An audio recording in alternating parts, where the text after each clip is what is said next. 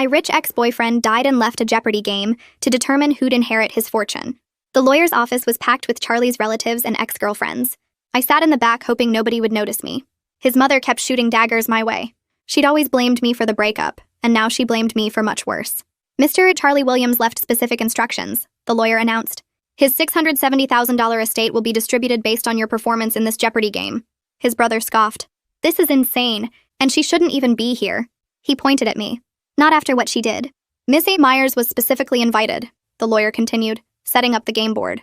Categories appeared: Charlie's habits, medical history, final months, personal secrets, and that night. First question for 100. Charlie's morning routine included this specific drink. His sister buzzed.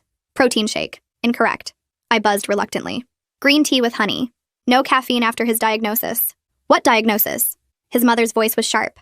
The lawyer continued without answering. More questions flew by. I knew them all. His Thursday therapy appointments.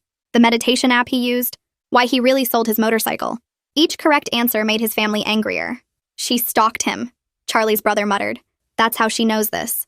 We moved through categories. Medical history revealed his anxiety medication. Final months showed how isolated he'd become. Personal secrets exposed things his family never knew. With each answer, their suspicion grew. Daily double in medical history. What medication was Charlie taking? I buzzed. Sertraline, 100 milligrams daily. His mother exploded. If you knew about his medication, then you knew what would happen if he mixed it with anything. You knew and you let him. Please hold comments until the end, the lawyer said firmly. The game continued, but the atmosphere was electric with accusation. Every answer I gave correctly felt like another nail in my coffin. His family whispered among themselves, plotting. When we reached that night for 500, the room went silent. What beverage did Charlie consume at Amanda's apartment? I buzzed. Chamomile tea with honey. You gave him tea knowing he had to drive, his sister screamed, knowing it would make him drowsy with his medication. The lawyer raised his hand for silence. We're not finished. Final Jeopardy category, the truth. Everyone grabbed their pens. I could feel 20 pairs of eyes burning into me. His mother was already on the phone with someone, probably police. Please make your wagers, the lawyer instructed. I bet everything. What did it matter now? They'd already decided I was guilty. The forensic searches I'd done trying to help Charlie find safer medications. The texts begging him to come over that night. It all looked like premeditation. Final Jeopardy question. What did Charlie take after leaving Amanda's apartment? His family scribbled various answers.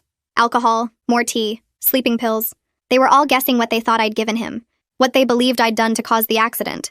I wrote my answer knowing it would damn me either way. The timer buzzed. Let's see the answers. His brother. Alcohol. Incorrect. His sister. Sleeping medication. Incorrect. His mother. Whatever Amanda poisoned him with. The lawyer shook his head. Amanda, your answer? I turned my board around. Diphenhydramine, massive dose. The room erupted. She admits it. She knew. Call 911. His brother was already dialing. Wait. A voice from the back interrupted. Dr. Hyatt, Charlie's therapist, stood up. Let her finish. Benadryl, I continued quietly. Fatal when mixed with sertraline, which he took after leaving my apartment. After the harmless tea. After calling Dr. Hyatt to discuss his plan. The police arrived just as Dr. Hyatt stepped forward. Charlie called me that night. 20-minute conversation about ensuring certain people were protected. He was very specific about timing. Protected from what? Charlie's mother demanded. From blame, Doctor. Hyatt said simply. He knew the tea would provide misdirection, make Amanda look suspicious while being completely harmless. You're saying he... His sister couldn't finish. The game isn't over, the lawyer announced. Final question worth the entire estate. What did Charlie leave in his safety deposit box? This wasn't on the board. This was new. Everyone looked confused except Dr. Hyatt, who pulled out a key. Amanda, you have one chance. What's in the box? My hands shook. I thought about that last night. Charlie insisting on tea he hated. Adding honey himself. The strange goodbye. The way he'd held me like he was memorizing it. His journal, I whispered. Correct. The lawyer produced a worn notebook. Shall I read the marked page? Requested Reds is on Spotify now. Check out link in the description or comments. Rachel Williams held up her hand, and the room went quiet except for Charlie's mother, who kept yelling that I was a murderer. Rachel's voice cut through everything, firm and professional, announcing that the journal was in a sealed safety deposit box at First National Bank, and that its contents would determine the final estate distribution. She explained that Charlie had left specific instructions about when and how the journal should be accessed. His mother screamed that this was all fake, that I had manipulated everything, that her son would never have planned this. Charlie's brother suddenly lunged across the table toward me. Two cousins grabbed him by the arms and pulled him back while he shouted that I murdered Charlie and everyone in this room knew it. Rachel stood up and said she would call security if people couldn't control themselves. The brother kept struggling against the cousins, his face red and veins popping in his neck. Rachel picked up the phone on her desk and said the police were already waiting outside to speak with several people, including me, and that everyone needed to cooperate or face obstruction charges. The room finally went quiet. His mother was crying now, her sister's arm around her shoulders. Rachel gathered her papers and said officers would be conducting interviews in the conference rooms down the hall. She looked directly at me and said I should come with her. Detective Elise Napier introduced herself in a small conference room with gray walls and a table that smelled like lemon cleaner. Her tone was neutral, almost bored, like she did this every day. She wore dark pants and a blue button-up shirt with her badge clipped to her belt. She explained this was an informal conversation, that I wasn't under arrest, but that the circumstances of Charlie's death required investigation, given what came out during the will reading. She pulled out a notepad and pen and sat across from me. Rachel Williams stood by the door with her arms crossed. Detective Napier asked me to start from the beginning and tell her about that night. I took a breath and told her exactly what happened.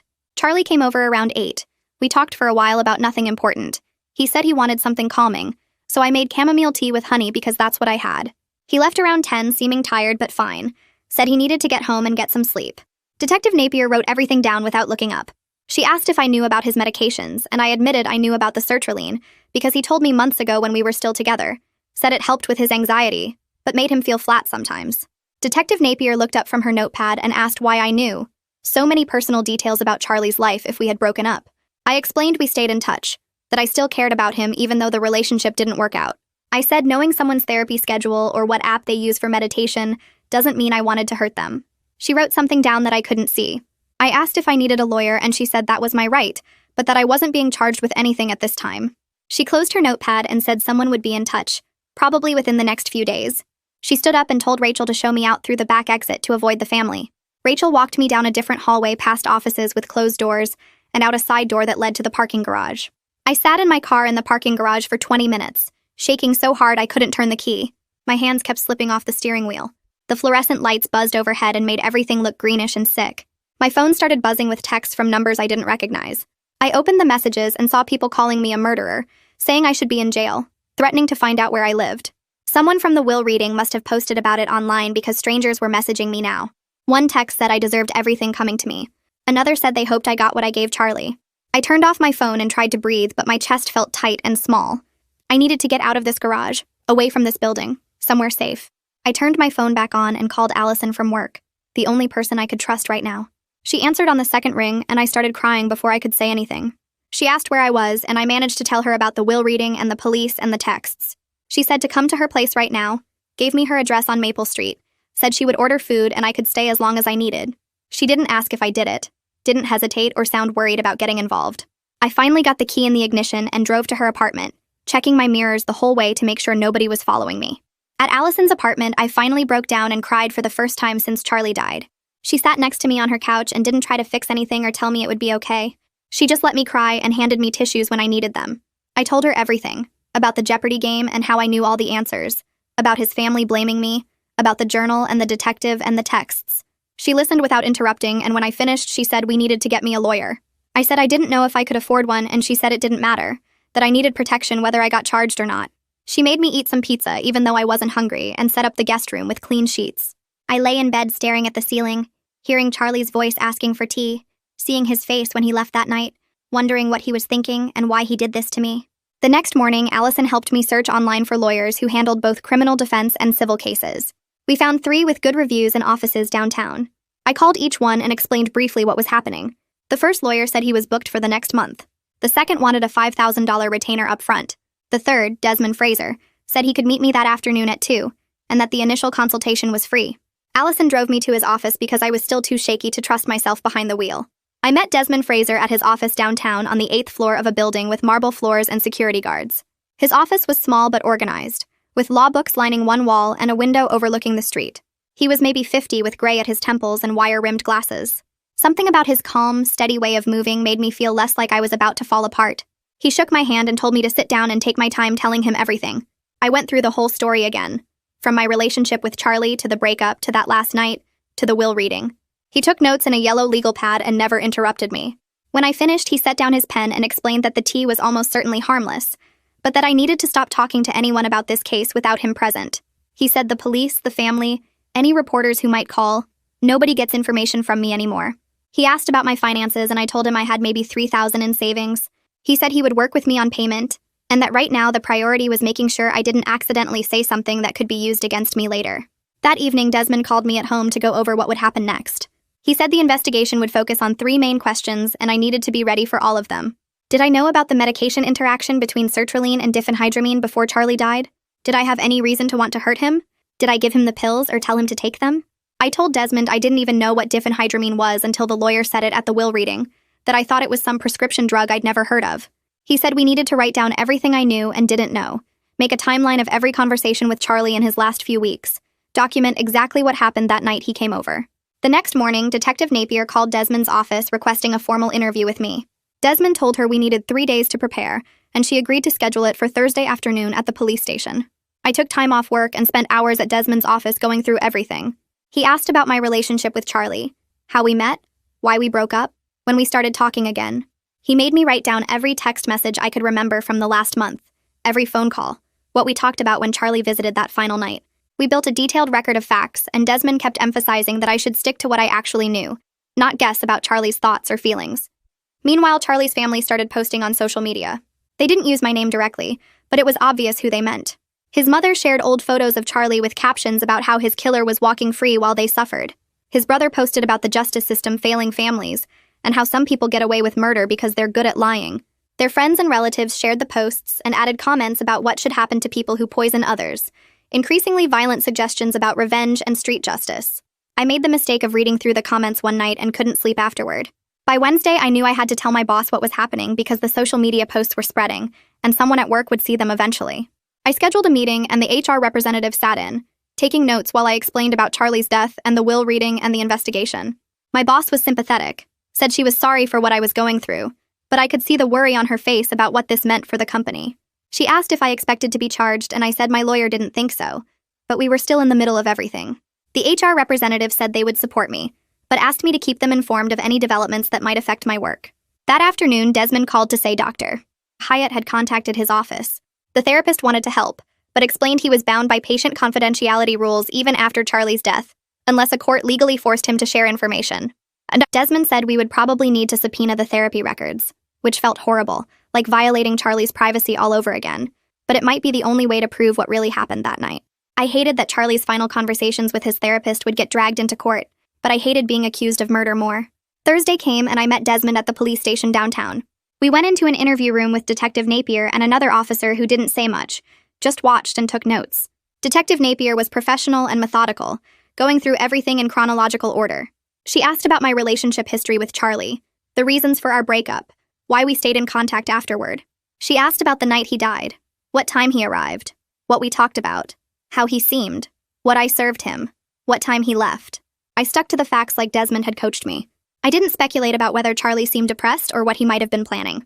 Desmond occasionally interrupted to clarify a question or redirect when Detective Napier asked about my interpretations instead of my observations. Then Detective Napier pulled out a folder and showed me printouts of my internet search history from 2 months before Charlie died. Searches about sertraline interactions, safe medications for anxiety, side effects of antidepressants. My stomach dropped looking at them because I knew how bad it looked. Desmond immediately explained these were harm reduction searches, that I was trying to help Charlie find safer alternatives after he complained about side effects from his medication, not researching ways to hurt him. Detective Napier made notes but didn't comment. After the interview ended and we left the station, Desmond told me the searches looked bad but weren't evidence of intent, especially since they happened weeks before Charlie died, and were clearly informational rather than planning-focused. He said the real question was what the journal said, because Charlie's own words would carry more weight than anyone's guesses about what happened. The next week, Rachel Williams filed a motion to access the journal under court seal for evidentiary review. Her argument was that the contents were necessary to properly execute the will and might contain information relevant to the police investigation. The probate judge scheduled a hearing for the following week. I went back to work and tried to act normal, but I could feel people watching me differently. Some coworkers I'd been friendly with suddenly found reasons to avoid me in the hallways. Others stared when they thought I wasn't looking. At lunch, Allison stayed close, sitting with me in the cafeteria even though I barely touched my food. Someone at a nearby table made a comment just loud enough for us to hear about people getting away with murder, and Allison immediately turned around and told them to wait for actual facts before spreading rumors about things they knew nothing about. The woman looked startled and mumbled an apology, but I could feel my face burning with shame and anger. I got back to my desk and tried to focus on work, but my hands were still shaking from lunch. My phone rang 15 minutes later and I answered without checking the caller ID. The screaming started immediately. Charlie's mother's voice was so loud I had to hold the phone away from my ear. She called me a murderer, said I killed her son, and she would make sure I paid for it, that she knew people who could make my life hell, and she wouldn't stop until I was in prison where I belonged. I hung up without saying anything and sat there staring at the phone for a minute. It rang again. Same number. I didn't answer. It rang 4 more times before finally stopping. I walked straight to HR and reported the call. The representative took notes and asked if I wanted to file a formal complaint. I said yes, and she told me they would change my extension immediately, and that I needed to document any further contact from Charlie's family. She was professional and sympathetic, but I could tell she was worried about the situation affecting the company. I went back to my desk with a new extension number and tried to work, but I couldn't stop shaking for over an hour. Every time my phone rang, I jumped. Allison came by twice to check on me, and the second time she brought me coffee and sat with me until I calmed down enough to actually type something. 3 days later, Desmond called with the first real good news since this whole thing started. The pharmacy records came back and they showed Charlie bought the diphenhydramine himself. He used his own credit card at a drugstore 3 blocks from his apartment. The purchase happened 3 days before he died. Desmond said this was huge because it proved Charlie got the medication on his own, that I didn't give it to him or even know he had it. The records showed he bought a large bottle of the stuff, way more than someone would need for allergies or sleep problems. Desmond said we needed to get this information to Detective Napier right away, because it changed everything about the investigation. I felt like I could breathe for the first time in weeks. Finally, there was actual proof that I didn't do what everyone was accusing me of doing. Desmond warned me not to get too excited yet because the family would probably claim I told Charlie to buy it or something, but at least now there was evidence showing his own actions separate from anything I did. The probate hearing happened the following week, and I sat in the back of the courtroom with Desmond while lawyers argued about the journal. Rachel Williams explained that the journal was in a sealed safety deposit box and contained information relevant to both the estate distribution and the investigation into Charlie's death. The judge was an older woman who looked tired and annoyed by the whole situation. Charlie's family attorney stood up and argued that the entire will should be thrown out because Charlie was clearly mentally unstable when he wrote it, that the Jeopardy game proved he wasn't thinking straight. Rachel responded that mental capacity for will execution was a separate legal question from accessing the journal, and that the court needed to review the journal first before making any decisions about the will's validity. The judge listened to both sides and then said she would review the journal privately in her chambers, before deciding what portions were relevant to the estate and what might need to be shared with law enforcement. Charlie's family attorney tried to argue more, but the judge cut him off and said her decision was final. The hearing ended, and I left through a side door to avoid Charlie's family, who were gathered in the hallway looking angry. 2 days after the hearing, Rachel called me while I was at work. She said the judge finished reading the journal and found multiple entries that explicitly stated Charlie's intent to end his own life. The entries described his plan to use the tea visit as misdirection, to make it look suspicious when it was actually harmless. Rachel said the judge was preparing a summary for all parties, and had already contacted Detective Napier to let her know the journal contained information that cleared me. I asked if I could read the actual journal, and Rachel said that would be up to the judge, but that the summary would include the relevant portions. She warned me the family was going to fight this hard, that they would claim Charlie wrote the entries under duress, or that they were fake somehow. I thanked her and hung up feeling relieved but also strange. Part of me wanted to read what Charlie wrote, but another part of me was scared to see his actual words planning the whole thing. Detective Napier called Desmond the next day requesting another meeting. Her tone was completely different this time. We met at the police station again, and she started by saying the investigation was still ongoing, but that the journal entries changed the picture significantly. She asked if Charlie ever talked to me about suicide, and I told her the truth. He struggled with depression, and we talked about it sometimes when we were together, but he never told me he was actively planning to die. If he had, I would have tried to stop him or get him more help. Detective Napier took notes and asked about his therapy with Dr. Hyatt. I said I knew he went to therapy, but he didn't share details about what they discussed because that was private. She asked if I noticed any changes in his behavior in the weeks before he died, and I said he seemed tired and stressed, but not more than usual. The meeting lasted about 30 minutes, and when it ended, Detective Napier said she would be in touch as the investigation continued. Desmond said afterward that this was good, that her tone suggested they were moving away from treating me as a suspect. The judge released the summary of journal entries to all parties a week later. Desmond brought me a copy and I read it sitting in his office. Charlie's handwriting was exactly how I remembered it, neat and precise. The entries started about 2 months before he died. He wrote about feeling trapped by his family's expectations and their complete ignorance about who he actually was. He wrote that he wanted to protect me from blame, while also exposing how little his family knew about his life. One entry said the tea would be perfectly harmless but perfectly suspicious, that his family would immediately assume I poisoned him or drugged him because they always blamed me for everything anyway. Another entry described calling Dr. Hyatt after leaving my apartment to create a clear timeline showing he was alive and functional after our visit. He wrote that the truth would eventually come out through the journal and the evidence trail he was creating. but that there would be a period where I would be under suspicion, and he was sorry about that, but it was necessary for his plan to work. Reading his words made me feel sick. He knew exactly what would happen to me, and he did it anyway. I sat in Desmond's office reading the summary 3 times and feeling more angry with each read. Charlie used me.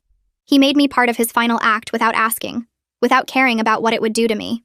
He wrote that he loved me and wanted to protect me, but then he set me up to be accused of murder by his own family. The manipulation was right there in his handwriting.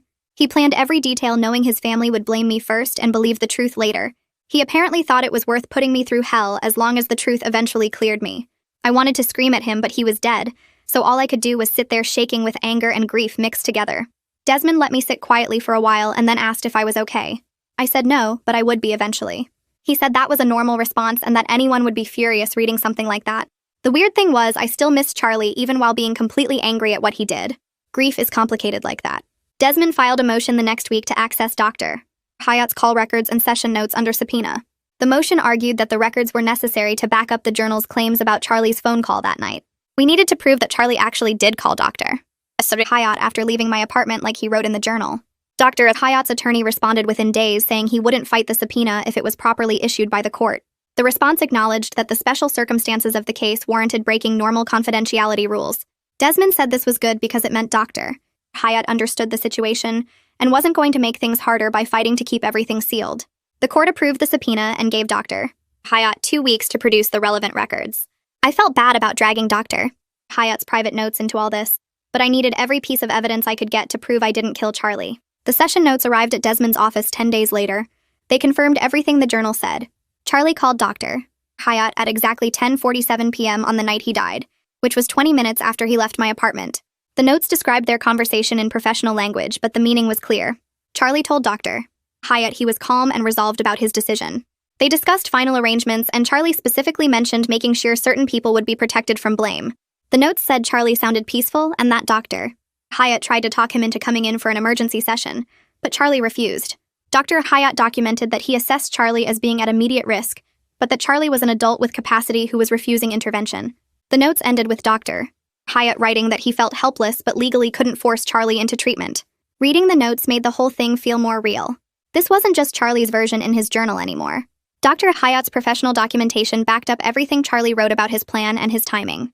2 days after we got the session notes, Desmond received a letter from Charlie's family attorney.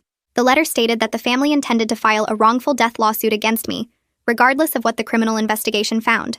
Their claim was that even if I didn't directly cause Charlie's death, I created the circumstances that led to it. They argued I should have recognized his mental state, that inviting him over that night was reckless given his depression, that I had a duty to protect him, and I failed. Desmond read me the letter over the phone, and I could hear the frustration in his voice. He said this was mostly posturing, that they knew their case was weak, but they were trying to pressure me into giving up any inheritance from the estate.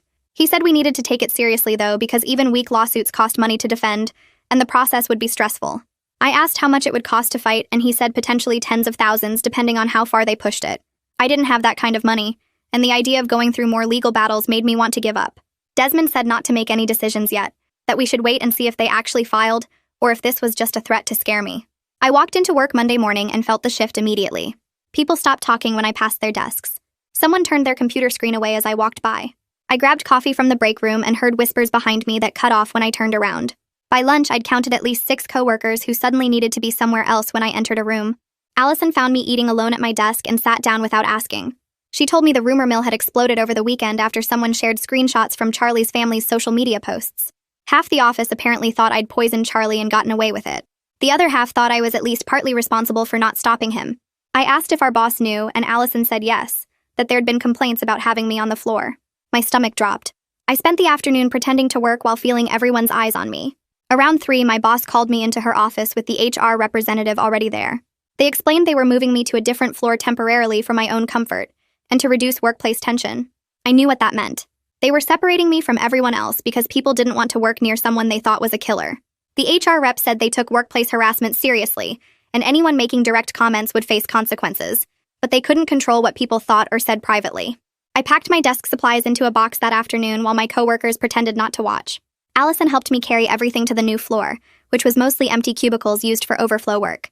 She was furious, saying this was wrong, that I shouldn't be the one punished. I told her it was fine, that I just needed to get through this. The next morning, Allison wasn't at her desk. I texted her and she said she'd been written up for confronting someone who made a comment about me in the break room yesterday. Apparently, she'd told them to shut up and mind their own business, and the other person reported her for creating a hostile work environment. I felt sick knowing she was facing consequences for defending me. Desmond called 3 days later saying the toxicology report had come back. His voice sounded different, more relieved. The report showed lethal levels of diphenhydramine combined with sertraline, no alcohol whatsoever, and only trace amounts of chamomile tea that had zero pharmacological interaction with anything in Charlie's system. The medical examiner's notes specifically stated the tea was irrelevant to the cause of death. Desmond had already shared the report with Detective Napier, who acknowledged this essentially confirmed what the journal said. The tea I'd served Charlie was completely harmless. It didn't make him drowsy, didn't interact with his medication, didn't contribute to his death in any way. Charlie had taken the Benadryl himself after leaving my apartment, probably in his car based on the timeline. The toxicology proved beyond doubt that nothing I gave him caused or contributed to what happened. Desmond said this was huge for the criminal investigation, but warned me the family could still pursue civil action. I asked what that meant, and he said we needed to meet in person to discuss it. I sat across from Desmond in his office 2 days later, while he explained wrongful death lawsuits. Even though I wouldn't be charged criminally, Charlie's family could still sue me in civil court. They could claim I was negligent, that I should have recognized his mental state, that inviting him over that night created the circumstances that led to his death. Civil suits had a lower burden of proof than criminal cases. They didn't need to prove I intended harm, just that my actions contributed to the outcome. I asked how much it would cost to defend against something like that. Desmond leaned back and said tens of thousands potentially, maybe more depending on how far they pushed it. Legal fees, expert witnesses, court costs, depositions. Even if I won, I'd still be out all that money. I told him I didn't have tens of thousands of dollars. I barely had a few thousand in savings. Desmond said we could cross that bridge if they actually filed, that sometimes the threat of a lawsuit was just that, a threat meant to pressure me into giving up any inheritance from the estate. But I needed to be prepared for the possibility they'd follow through regardless of the evidence. I called a therapist that night because I couldn't sleep anymore. Every time I closed my eyes, I saw Charlie sitting in his car after leaving my apartment, taking those pills, making the choice that would destroy both our lives. I kept replaying our last conversation looking for signs I'd missed. Had he seemed off? Had he been saying goodbye? Why hadn't I noticed something was wrong? The panic attack started at work. Sudden moments where I couldn't breathe and my heart raced and I was sure everyone could see I was falling apart. The therapist had an opening that week and I took it even though I couldn't really afford it. Her office was small and quiet, and she didn't look at me like I was a murderer when I explained why I was there. She asked what I needed help with and I said everything. That I couldn't stop thinking about that night. That I felt responsible even though everyone said I wasn't. That I was angry at Charlie for doing this to me. She listened without interrupting, and then said something that shifted how I'd been thinking about everything. Charlie made a choice, she said. His choice to end his life was his own, but his choice to involve me without my consent, to use me as part of his plan, to set me up to be blamed by his family, that was harm he chose to inflict on me. I could grieve him and be furious at him at the same time. Those feelings didn't cancel each other out. Desmond called again with new information from the bank. Their records showed Charlie visited his safety deposit box the day before he died. He went alone during business hours and spent 40 minutes inside the vault room. The bank's security footage showed him placing multiple items into the box, including what appeared to be a notebook. The timestamp proved he'd been there less than 24 hours before his death. This supported everything the journal said about premeditation and planning. Charlie hadn't made an impulsive decision that night. He'd prepared everything in advance, written it all down, locked it away where it would be found after. The evidence kept building a picture of someone who'd planned every detail of his death, including how to protect me from blame eventually, while making sure I suffered first. Rachel Williams sent formal notice to all parties that the probate judge had scheduled a hearing to determine if the Jeopardy game mechanism was legally valid. The hearing would address how the estate should be distributed given everything that had come out. Charlie's family was fighting to have the game invalidated completely. Their attorney argued Charlie was mentally unstable when he created the will, and that the game proved his unsound mind. They wanted the estate split equally among blood relatives, and me excluded entirely. The hearing was set for 6 weeks out, giving everyone time to prepare arguments. Rachel said the judge would likely uphold the will since Charlie had been under psychiatric care, and his therapist had never declared him incompetent. But the family's challenge meant more legal proceedings, more time in limbo, more chances for them to attack me publicly. More evidence arrived from Desmond's investigator. Credit card records showed Charlie purchased honey 2 days before he died. Not just any honey, but the specific organic brand I kept in my apartment. He'd bought it at a grocery store near his place, paid with his credit card, left a clear paper trail. This meant he'd brought his own honey that night and added it himself to the tea. He'd controlled exactly what went into that cup, staging it to look like I'd prepared everything when really he'd brought his own supplies. The detail made me feel physically sick. I thought about him in my kitchen, carefully adding honey he'd purchased specifically for this purpose, making sure the tea would be exactly what he wanted it to be. Nothing random, nothing spontaneous, every element planned and controlled. A rideshare driver contacted the police about dashcam footage from the night Charlie died. The driver had been parked on my street waiting for a pickup, and his camera captured Charlie's car in the background. The timestamp showed 10:32 p.m., about 15 minutes after Charlie left my apartment. The video showed Charlie sitting in his car, not driving, just sitting there looking at something small in his hands. The video quality wasn't clear enough to identify what he was holding, but the timing fit perfectly with him preparing to take the pills. Detective Napier shared the footage with Desmond, adding one more piece to the timeline. Charlie hadn't driven away and then decided to take the Benadryl. He'd sat outside my building, looked at whatever he was holding, probably the pills, and made his final choice right there within sight of my apartment. Desmond's assistant called saying Charlie's sister had phoned asking to speak with me. After discussing it with Desmond, we agreed to a brief supervised call. She would call his office and I'd be on speaker with Desmond present to make sure nothing was said that could be used against me later. The call happened that afternoon. Her voice sounded tired and uncertain, nothing like the angry woman from the will reading. She said she'd been reading through all the evidence, the toxicology report, the bank records, the journal excerpts. She had questions about what her mother was being told because some of the information didn't match what the family attorney was saying. She asked if we could talk, really talk, about what happened. I looked at Desmond and he nodded slightly. I told her the truth. I loved Charlie. We had problems and the breakup was hard, but I never wanted him dead. I was angry at him for what he did, for using me as part of his plan, for putting me through this nightmare with his family. I explained about the tea being harmless, about him bringing his own honey, about the pills he bought himself. She listened quietly and then said something that surprised me. She said their brother was feeding their mother information selectively, showing her only things that made me look guilty, hiding evidence that pointed to Charlie's planning. Her brother was convinced I'd manipulated everything somehow, that the evidence was fabricated or misinterpreted. She didn't know what to believe anymore, but she wanted to hear my side directly. I asked if she thought I killed him. She was quiet for a long moment, and then said no. She didn't think that, but she didn't know how to reconcile the brother she knew with someone who would plan something this elaborate and cruel. I told her I didn't know how to reconcile it either, that I was still trying to understand how the person I loved could do this to me. We didn't talk much longer after that. She thanked me for speaking with her and said she needed time to process everything.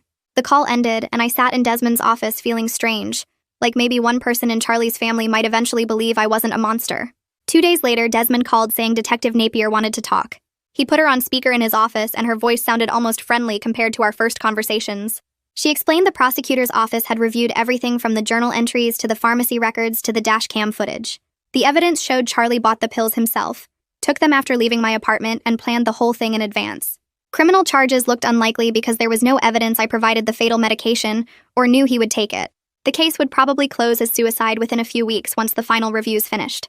I thanked her and hung up feeling relieved but also empty, because official closure didn't erase what I'd been through. The next afternoon, Desmond got a call from an attorney representing Dr. Hyatt. The state licensing board had opened a professional ethics inquiry about whether Dr. Hyatt should have broken confidentiality to warn someone about Charlie's plans. The attorney asked if I would provide a statement saying I didn't believe Dr. Hyatt had information that would have required him to warn anyone. Desmond explained this could help Dr. Hyatt keep his license, but that I wasn't required to get involved. I thought about it for maybe 10 seconds before saying yes. Dr. Hyatt had stood up at the will reading and tried to explain what really happened when everyone else wanted to blame me. He'd been in an impossible situation with Charlie, trying to keep him stable through therapy while Charlie secretly planned something Dr. Hyatt couldn't have stopped without destroying the therapeutic relationship. I told Desmond to draft the statement and I'd sign it. The ethics process would take months, but at least my statement might help show that Dr. Hyatt did what he could within the boundaries of his professional obligations. Desmond sent over the draft statement that evening, and I read through the careful legal language explaining that Dr. Hyatt's conversation with Charlie didn't contain specific threats or plans that would trigger a duty to warn.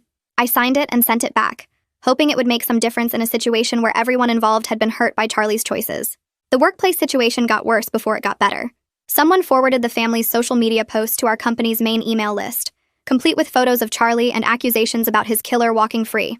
I found out when my boss called me into her office with the HR representative already sitting there looking uncomfortable. They showed me the email chain, which had dozens of replies ranging from supportive to hostile. HR had to send a company-wide message about respecting privacy and not engaging in harassment, which only made things worse by drawing more attention to the situation.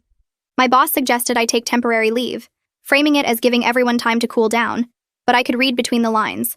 Staying was becoming impossible with coworkers either avoiding me completely or making comments just loud enough for me to hear. I went back to my desk and stared at my computer screen for 20 minutes before calling Desmond to ask about my options. He said I could probably push back and force them to let me stay, but that fighting to work in a hostile environment might not be worth the stress. I talked to Allison during lunch and she was furious about the whole thing, ready to file complaints against everyone involved. But I was just tired. Tired of fighting, tired of explaining, tired of feeling like I had to prove my innocence every single day. That afternoon, I went back to my boss in HR and negotiated a 2-month leave of absence at partial pay. It would let me focus on the legal situations without the daily stress of hostile coworkers watching my every move. They agreed quickly, probably relieved to have me out of the office while things settled down. Allison promised to keep me updated on anything important, and to shut down rumors when she could, though we both knew she couldn't control what people said when I wasn't around. I cleaned out my desk that Friday, taking home my few personal items while trying to ignore the stares from the cubicles around me. The following Monday, Desmond received a letter from Charlie's family attorney. I drove to his office to read it together, and he handed me the pages with a neutral expression that told me nothing about what to expect.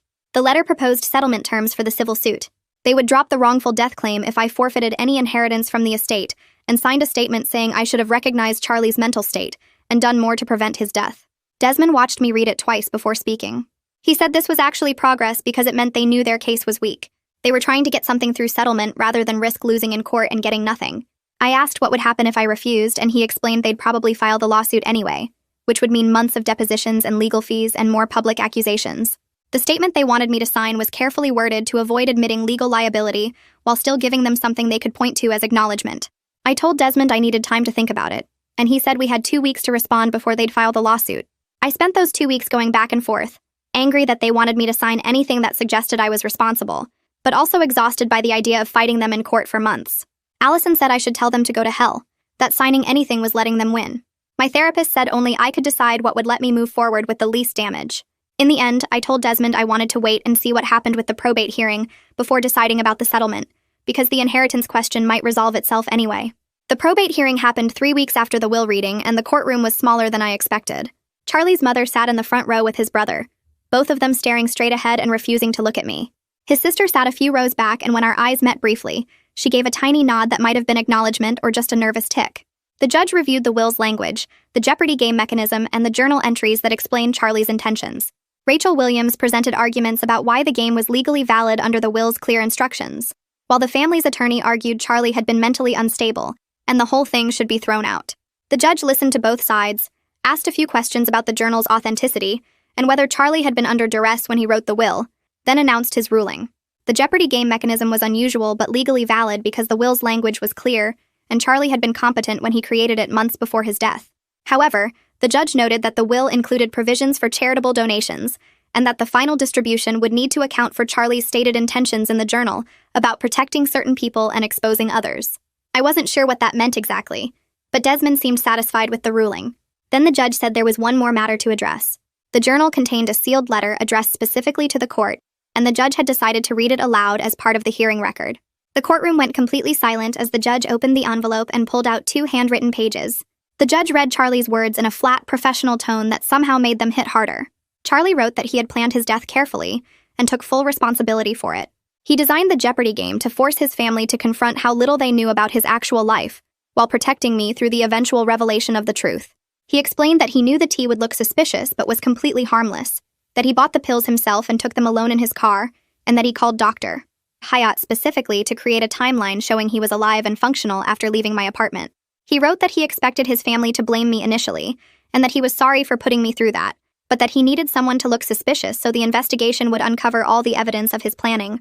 The letter ended with instructions about the estate distribution, including specific amounts for mental health organizations, and a statement that I should receive my portion only if I chose to accept it, with no obligation or judgment either way.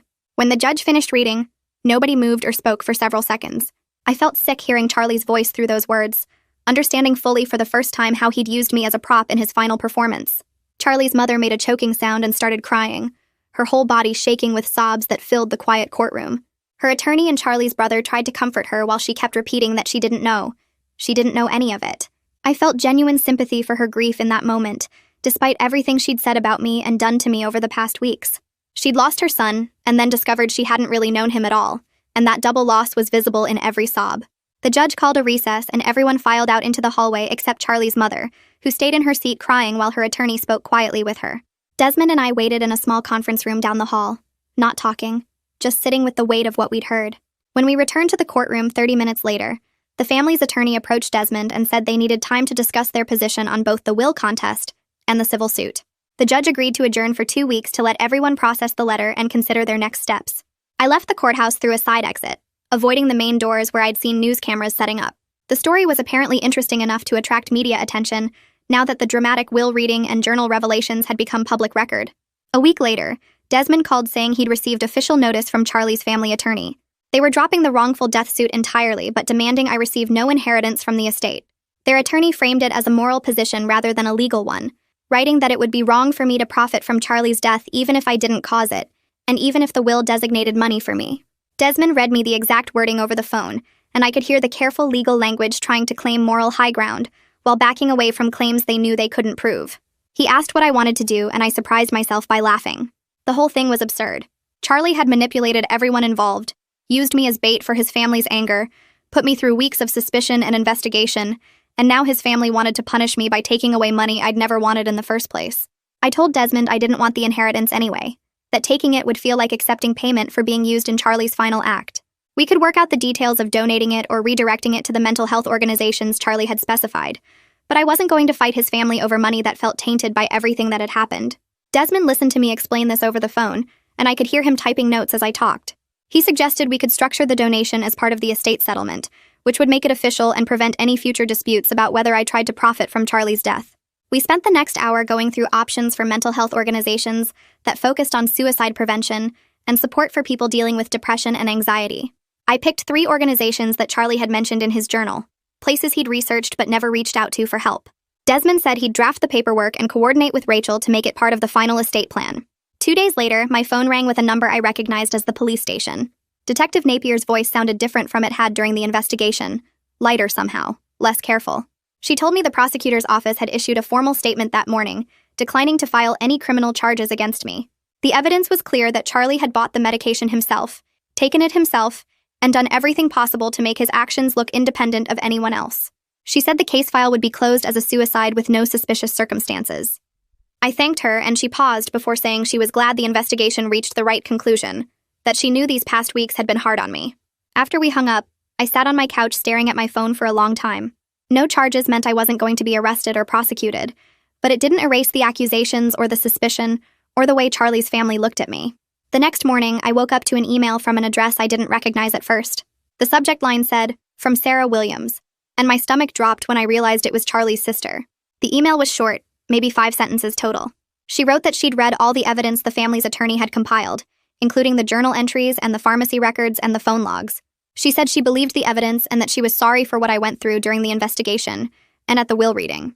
But then she wrote that her mother would never accept what the evidence showed, that the grief was too much and someone had to be blamed. She ended by saying she had to support her family even though she personally believed I didn't hurt Charlie. I read the email 3 times trying to figure out how I felt about it. Part of me appreciated that she acknowledged the truth, but another part was angry that she wouldn't stand up to her mother or brother.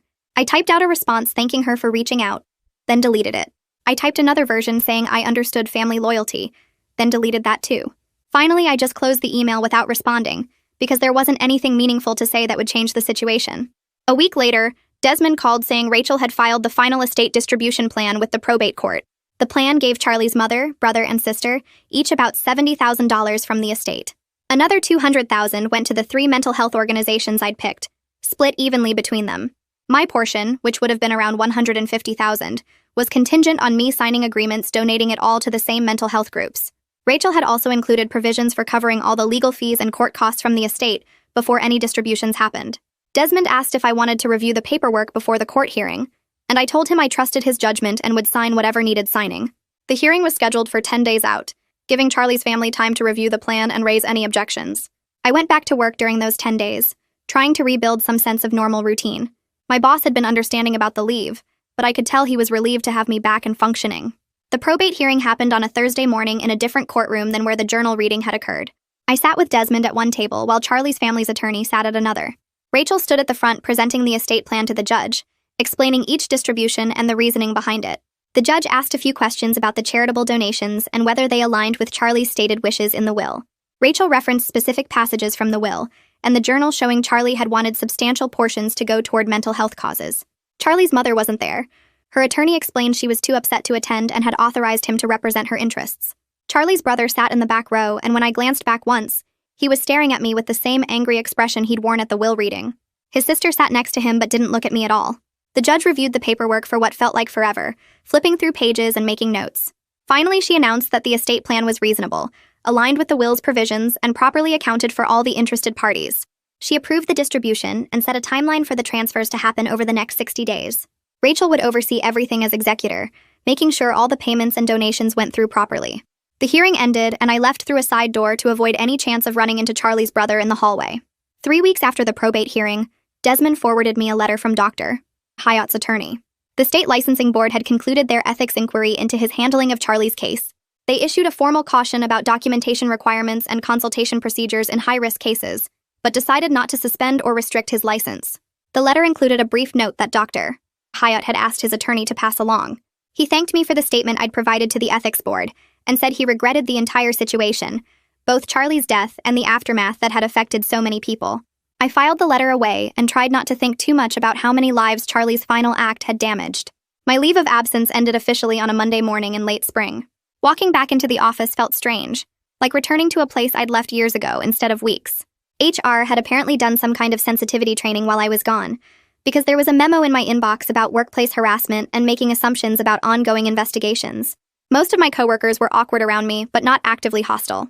They'd ask careful questions about how I was doing, then change the subject quickly when I gave vague answers. Allison met me at my desk with coffee and a genuine smile. She filled me in on everything I'd missed, both work projects and office gossip.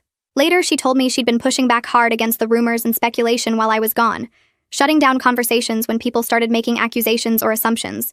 She said several people had apologized to her for believing the worst, and that my reputation had mostly recovered once the prosecutor's statement came out.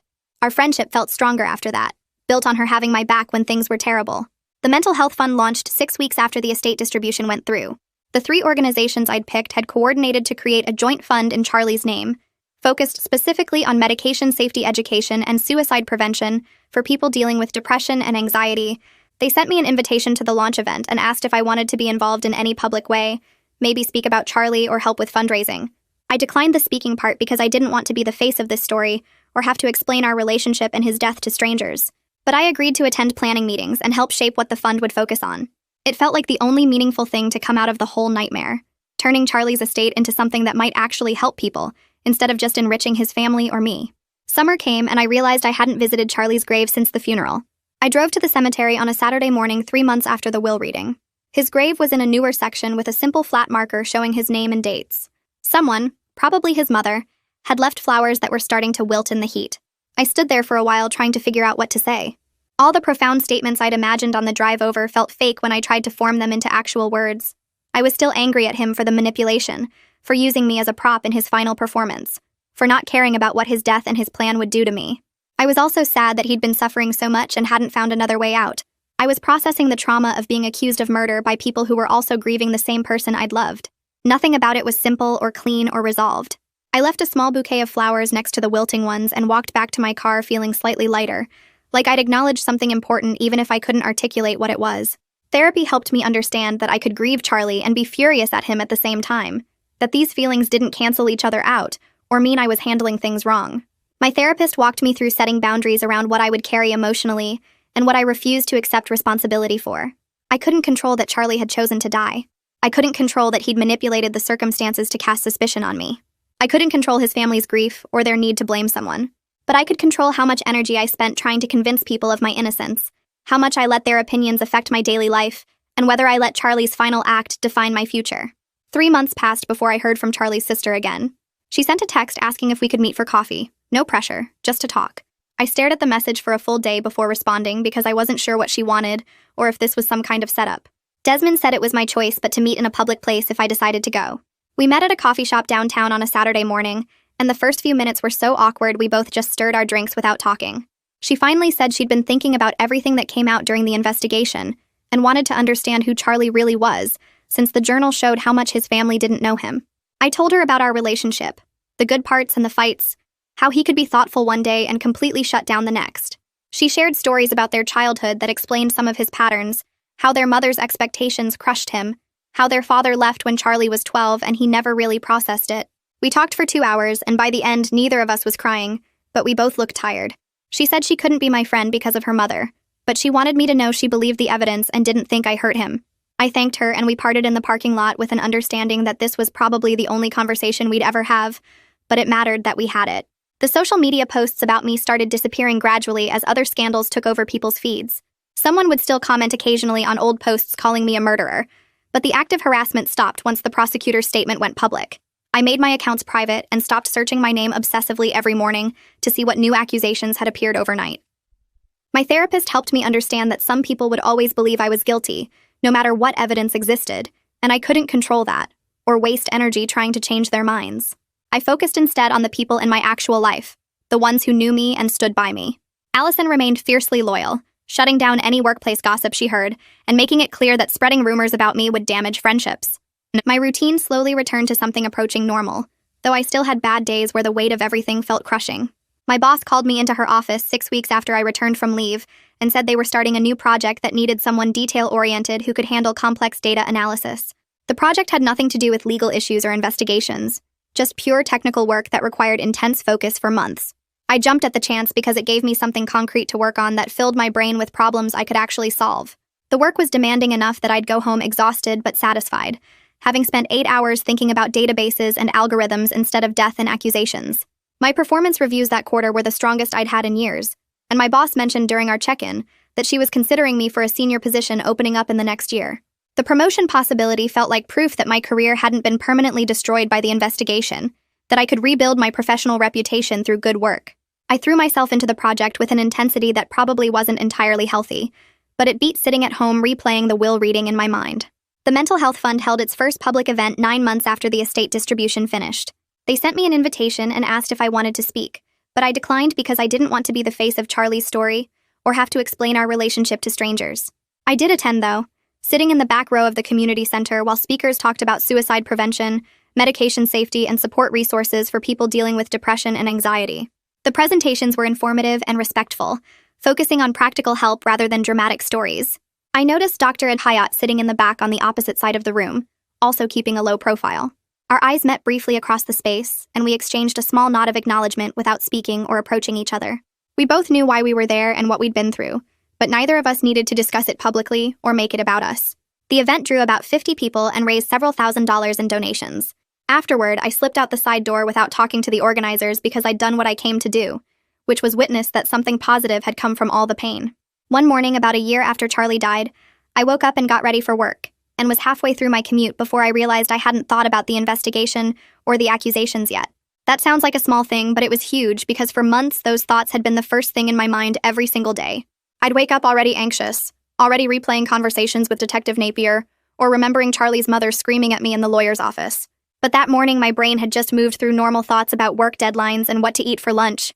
The trauma hadn't disappeared and I still had rough days, but it was no longer the constant background noise of every waking moment. I mentioned this to my therapist and she said it was a sign of healing, that trauma processing doesn't mean forgetting but rather integrating the experience so it doesn't dominate everything else. I started noticing more moments like that over the following weeks, whole afternoons where I was fully present in what I was doing instead of half distracted by memories of being accused. I met someone new through a friend's party about 14 months after everything happened. We started talking about normal things like work and hobbies, and there was an ease to the conversation that I hadn't felt with anyone in a long time. We went on a few dates, taking things slowly because I wasn't ready to rush into anything serious. On our 4th date, I told him about Charlie, the whole story including the investigation and accusations. He listened without interrupting, asked a few questions to understand better, and then said he appreciated me trusting him with something so difficult. He didn't treat me like I was damaged or fragile afterward, didn't ask endless follow-up questions or act weird around me. It felt like a small but important step toward trusting people again, proof that I could be honest about what happened without it defining how someone saw me. We kept dating casually, and I was careful not to move too fast, but having someone new in my life who knew the truth and didn't judge me for it helped me feel less isolated. Desmond forwarded me an email from Charlie's family attorney about 18 months after the estate closed. The family wanted to stay informed about the Mental Health Fund's work and requested quarterly reports about how the money was used. The tone was formal and distant, but not hostile, acknowledging their grief and their son's legacy without making accusations about me. I agreed through Desmond to have the fund organization send them quarterly updates, maintaining appropriate distance while respecting that they had a right to know how Charlie's estate was helping people. It felt like a reasonable boundary, giving them information without requiring direct contact between us. The fund coordinator told me the family never attended events or got involved beyond receiving the reports, but knowing the money was used properly seemed to matter to them. I thought about Charlie's sister sometimes, and wondered if she was the one who pushed for this arrangement, trying to find some middle ground between her mother's anger and the reality of what the evidence showed. 2 years after Charlie died, I deliberately drove past the street where his accident happened. I'd been avoiding that area completely, taking longer routes to get places just to not see the intersection. But one Saturday I decided to test myself and see if I could handle it. My heart rate picked up as I approached the street and I gripped the steering wheel tighter, but I kept driving at normal speed without stopping or turning around. I didn't have a full panic attack, didn't need to pull over and call someone. I just drove past, acknowledged the tightness in my chest and kept going. It felt like proof that I was healing even though the scars would always be there. I didn't make a habit of driving past that spot, but knowing I could do it without falling apart mattered. By the time 2 full years had passed since that night at the lawyer's office, I was genuinely okay. Not perfectly healed, not without complicated feelings about everything that happened, but functional and moving forward with my actual life. I'd learned that some stories don't have clean endings where everything gets resolved and everyone understands each other. Being cleared of wrongdoing didn't erase the experience of being accused, didn't undo the months of people thinking I was a murderer, didn't fix the relationship with Charlie's family. I carried the truth of what happened without letting it define everything I was or control every decision I made. The Mental Health Fund helped dozens of people every year with medication safety education and suicide prevention resources.